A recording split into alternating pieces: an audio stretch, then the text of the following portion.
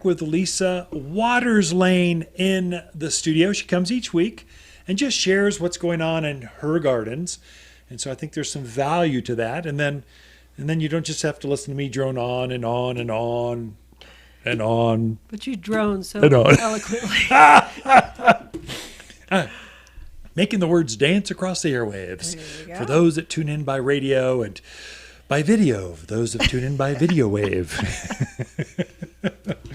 So anyway, welcome back to the studio. Thank you. So what's making you happy out in the gardens? Lots of things. So You've been busy gardening, that's for sure. Yes. So every week I kind of think about what are we going to talk about that's exciting. And that's what you do. I was going to talk about summer blooming shrubs, but I got distracted by this amazing shipment of perennials that we got in. Good. Yeah. I mean, big, beautiful perennials. So I have to talk about them instead.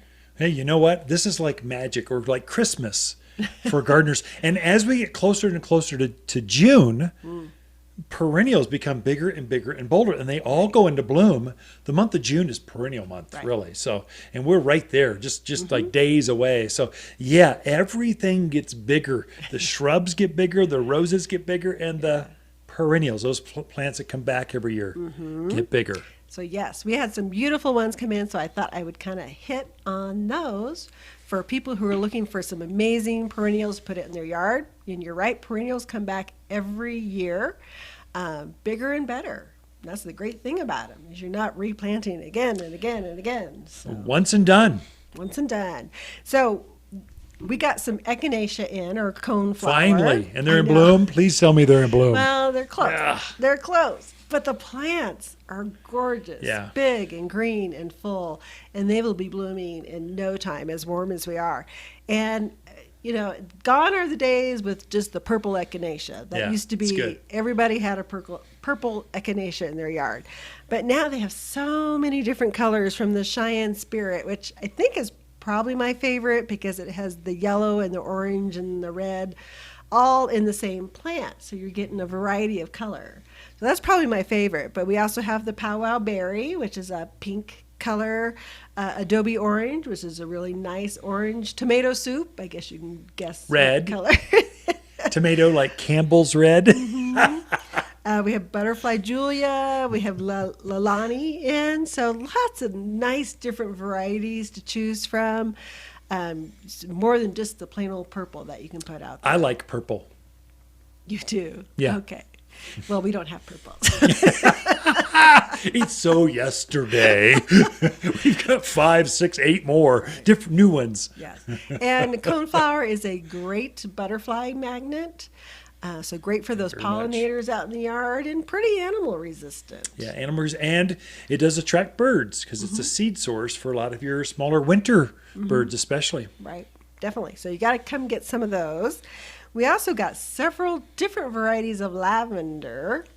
That they're ones that you just are not going to find everywhere. We got the big time blue, which is probably one of the bigger blue growing taller lavenders out there. We got phenomenal, which has a cold hardiness of some ridiculous, that's like awesome. negative 20 or something. So it's a great one for our areas, for our winters. Is that an English variety, or what? Why is it so hardy? I think it's English. Yeah, it makes sense. So it's English generally are the hardies. They must have found something from North England or something that's crazy hardy. But it's a good one for here. And then my favorite is the Platinum Blonde, which is actually a variegated lavender. So it's kind of a yellow-green on it with that same real pretty blue flower, and it actually has a pretty good hardiness as well. We have that one on the side patio. I planted it next to the stairs going from the top, from the driveway down, and I wanted the lighter color in our herb garden, so when people are leaving backyard barbecues or backyard parties in the evening, the lighting will pick up on that lighter, brighter foliage, and so it almost glows in the dark. If you have any amount of moonlight or light,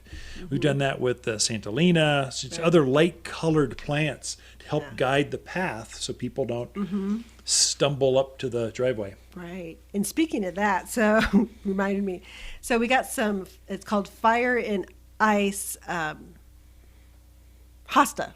Oh. Words escape me. So Fire and Ice Hosta, beautiful because the white part of it's variegated, white and green, but the white part of it is so dramatic. It really, really shows up nicely. And I took those and I put them in front of a heuchera we got. It's called nice. Rio. So the Rio is like this red that just glows out there. Everybody walks by it and goes, oh, what is that? So I took that and then I put the Fire and Ice Hosta in front of it, and it is such a nice look. Do you know what the number one perennial in the country is? Not Prescott, Arizona. In the country. Hosta. Yeah, that's Hosta. Yeah, mainly because the East Coast, they tried the whole thing. But we sell quite a few hostas here for nice shade. Spot. Yeah, they're great. Yeah. And the thing about the Fire and Ice one, which would be so nice in a shady spot, is that white is going to just really pop out there in the shade.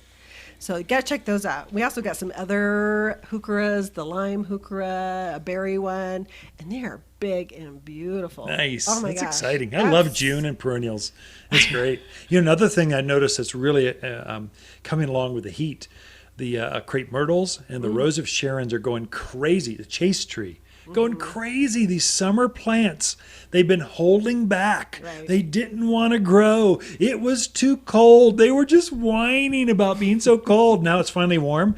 They're just taking off with new growth. It's just, they aren't in bloom yet, but they're just right there. But now's the time to get them because when you get them in your yard, get them acclimated, and you're going to get to enjoy the blooms instead of the nursery getting to enjoy the blooms. That's true. So it's a good time to put them out. We also got a Shaste daisy in called Real Charmer. Oh, sounds pleasant. It's a real charmer. It's kind of it's a creamy yellow color. Oh, neat. That's unusual. Yeah, wow. Just a real pretty double kind of bloom on it. Yeah. Real creamy. It's very attractive out there. And then we got several of the upright phlox. So people have been asking for those, and it's just been too early, but we got flame coral.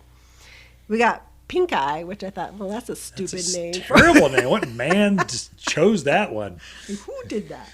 But we have purple eye, and then we have flame red in the upright phlox. And we have not grown those in our yard, so I can't remember, are they more shade sun? Sun, full sun, bright sun, knee high, nothing eats them. Hummingbirds love them, butterflies all over them. It's a great, hardy, tough phlox. Anytime you see the word phlox, creeping phlox, tall phlox. It's a good plant for here. Phlox. Okay. And then Veronicas, which I know are full sun. Right. Another one that's a great animal resistant plant.